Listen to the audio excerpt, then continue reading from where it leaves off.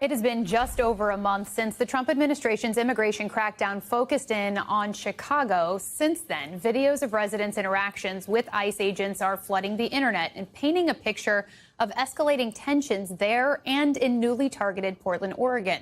This video that we want to show you was from a local news producer apparently tackled to the ground by agents. Another appearing to show a U.S. citizen pulled from her vehicle and arrested for assaulting a federal agent. Bystanders say that agents struck her car. DHS has said that she was the one that struck their vehicle. Now a Chicago pastor is suing the Trump administration after he says he was shot in the head with pepper balls while praying at a protest outside an ICE facility.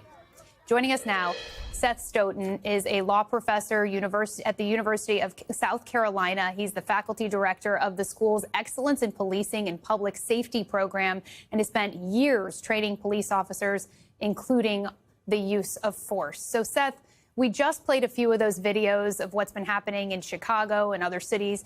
In that last one, we saw a pastor seemingly shot in the head with pepper balls by agents standing on a roof above him. What is standing out to you when you look at these images? Yeah, good morning. One of the biggest things that stands out is the discrepancy between both the tactics and the use of force that we see from ICE agents and the tactics and use and force that we have worked with state and local police for decades on, at least since the 1970s. It's not clear to me whether the ICE agents don't have the training that they need to approach some of these situations in a professionally appropriate way or simply aren't bothering to. But there's a massive discrepancy in the way that I would expect a professional police force to approach some of these operations and what we see from ICE. So from what you're seeing, are these operations seeming to be more violent, or are we just getting more video of them? That's a good question, and it's not clear. I don't know exactly what the answer to that one is.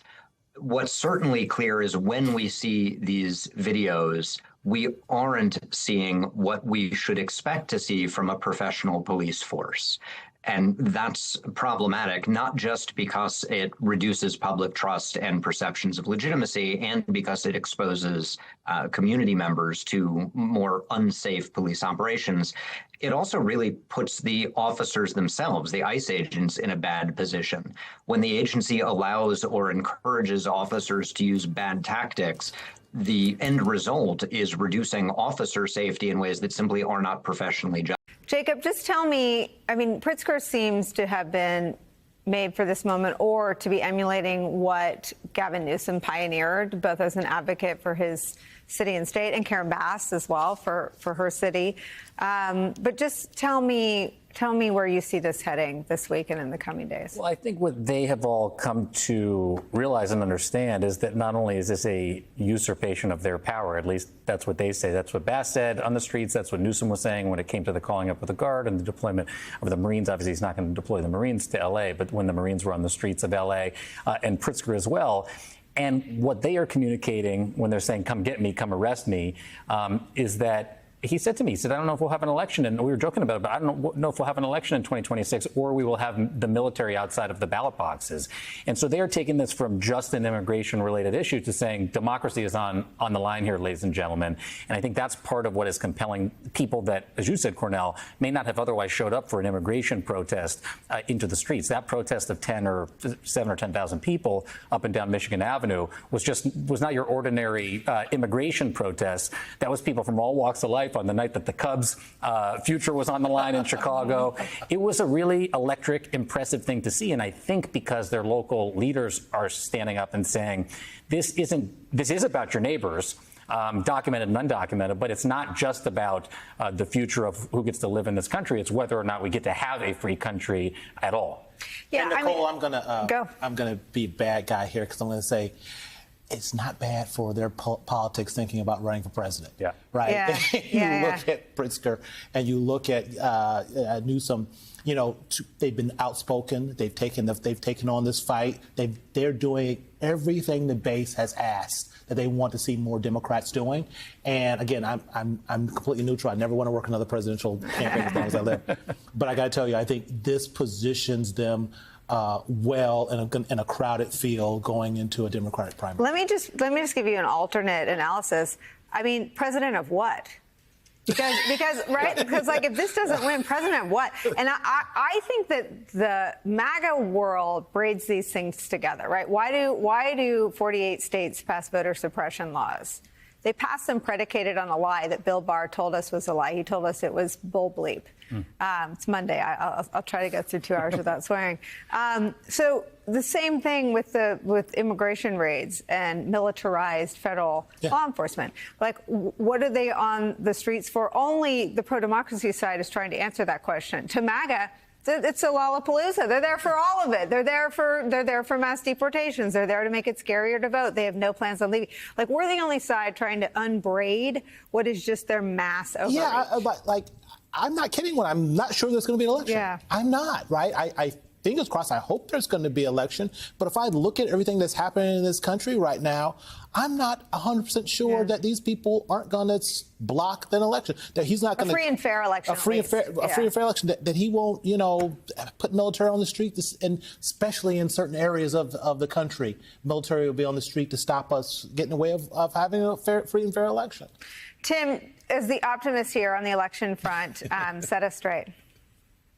Well, for starters, a lot of these midterm elections, the key races and the House races are going to happen in blue states and places where people like Gavin Newsom are the governor. And so, who knows what we could all catastrophize together. But in the lead up to the elections, if we're concerned about, troops being outside voting locations, Trump's forces trying to intimidate folks outside of voting locations, Gavin Newsom and Kathy Hochul and Governor Pritzker and others, could try to counteract that in various ways. I hope we don't end up in that situation, but that's possible. And a lot of these House races are going to be in blue states or in swing states. So, look, I think that's part of it. And I think that a lot of times these efforts do backfire. This is not to be scared about anything.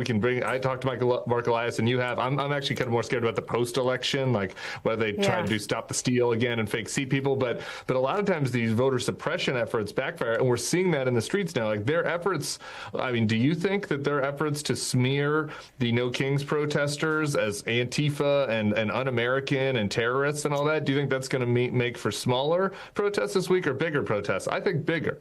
And so a lot of times these efforts backfire, and I do think that you might see that both in the voting suppression and in the justified. It's sort of like an escalation ladder there. You've testified as an expert witness at several high-profile police trials, including against the officers convicted of killing George Floyd and Daunte Wright. If police officers were using the tactics that we're seeing from ICE, what would happen to them? What kind of charges could they face? I would expect at a minimum there to be some administrative discipline or oversight. That is, the officers who are using some egregiously bad tactics in the way that they're conducting traffic stops or doing vehicle extractions, pulling people out of cars, or putting themselves and other officers in harm's way in ways that simply are not justified under the situation. There's also the potential for criminal charges if officers are creating situations that lead to a use of force, and they're doing so recklessly or intentionally. That can be a predicate for state criminal charges. Now, federal officials have some immunity to state criminal charges, so they don't have to worry about that as much. And the bar for federal criminal charges is both very high and, frankly, unlikely with this administration being the one engaged in these operations. But with state and local police, I would expect there to be a significantly higher threat of both civil and criminal liability. So speaking of the administration, the Trump administration claims these operations are necessary to get control of what they see as rampant crime in the streets. But federal data is telling a different story. Last month, 70% of those in ICE custody had no criminal record. In one raid, federal agents used Black Hawk helicopters to descend on a Chicago apartment complex. We've heard a lot of talk about that. It was apparently said to be frequented by Tren de Aragua members, but just 8 of the 37 people arrested in that raid were found to have criminal records, and DHS said only 1 was, quote, a verified gang member. If the vast majority of these targets are not dangerous criminals, how can it be justified? How can these tactics be justified as reasonable use of force? Yeah, that's a great question. The issue with a use of force is that it has to be justified. There has to be a legal predicate for it. And there is some legal authority for immigration authorities to take individuals, undocumented individuals, into custody.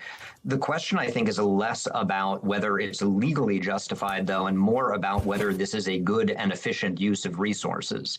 One of the lessons we've learned in state and local policing over the last 60 years or so is that targeted enforcement is far more effective at reducing crime and addressing social problems than a broad dragnet, get everyone you possibly can approach. We think about, in our litigious society, we constantly are thinking about the legal implications, but those are very good points that you raise. Seth Stoughton, thank you so much for talking to us. What's unfolding here goes far beyond routine immigration enforcement. It is a full-on spectacle of misuse, misdirection, and escalating tension, with ICE right at the center and Trump pulling the strings. Since the administration's crackdown started just over a month ago in Chicago, the narrative of targeted law enforcement has completely unraveled, as if it ever was raveled to begin with. Videos surfacing online are really damning of everything. Pastors being pepper sprayed while praying, citizens being yanked from their vehicles, people being beaten or thrown around, agents striking cars. These aren't isolated incidents. These are systemic and part of it, right? They expose a glaring mismatch between what professional law enforcement would do, perhaps the police or anyone trained or anything with a real purpose, and what ICE is doing under this administration. Illegal, useless, harmful, cruel. Experts like Seth Stoughton, who's trained police officers for decades, are really clear about this. ICE's tactics shows massive gaps compared with standard policing and doing things effectively and humanely and normally, if you could call it that. The agency's operations here are just way over the top and reckless and are really hurting people, from aggressive vehicle extractions to using excessive force in non-violent situations. ICE agents are stepping far outside what would ever be acceptable in state or local policing. They are being brutal. If ordinary cops pulled these moves, and they sometimes do, there would be investigations, and there are. There would be suspensions or criminal charges for how brutal these beatings and these attacks are. With federal immunity and Trump shielding ICE, though, there's little to no accountability, which effectively turns policy into a free-for-all under Trump's direction. They can pretty much do whatever they want and get away with it. And the justification for all this, it crumbles under scrutiny. Federal data shows that 70% of ICE detainees have zero criminal record. And if they did, that would be something for the cops to handle.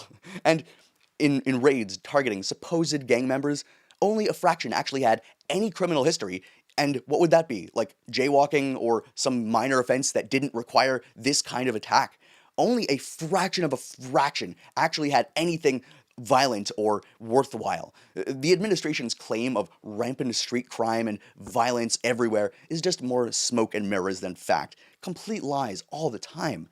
Helicopters, paramilitary tactics, mass detentions, beating people, shooting them with pepper. These are just tools meant for dangerous criminals, if at all. These are not for the majority of people caught in these sweeps, and this is just a natural consequence of this kind of thing happening. The massively overblown show of force is about intimidation, spectacle, and consolidating political power, and potentially getting ready for whatever Trump wants to do next with his own private police force. The political angle is equally stark. Local leaders and state officials are forced into this defensive position and have to push back against federal overreach. Protests have also grown massive and energized because millions of people are willing to come out to defend civic institutions, human rights, voting rights, and the principles of a free democratic society. Trump's strategy is brash, audacious, just using ICE and federal forces aggressively to arrest anyone he wants who he thinks he can deport. And he is weaponizing bureaucracy to sow fear and assert his dominance while creating chaos that shields him from any scrutiny and accountability. On the ground, it is a recipe for disaster, if not extreme tension. Communities locally see ICE as an occupying force invading their communities. And the military and National Guard are now being drawn into domestic roles like shoveling leaves that they're unprepared and sometimes unwilling to fulfill. That's not what they're meant for. Members of the Guard are really uncomfortable seeing themselves turn against their neighbors and occupying cities rather than being deployed abroad or at the border for perhaps more useful situations or genuine emergencies. All of this, it's not just bad optics. This is demoralizing, dangerous, and unsustainable for everyone involved. The administration's actions erode trust in institutions from within and without, put both citizens and federal personnel at risk, and shows blatant disregard for proportionality, law, and basic human decency. ICE, under Trump, is using overblown force to stage a political theater act and to show this huge amount of force and power that Trump wants to spread across the country, the fear that he wants to cause. And the consequences, just massive bouts of anger and fear and civil unrest and uncertainty, and an America that is forced to confront what it means that we have this kind of president, and to understand what could potentially be the limits of federal power and the dangers of this kind of unchecked authority. It is messy, it is reckless, it is dangerous, and it is absolutely intentional.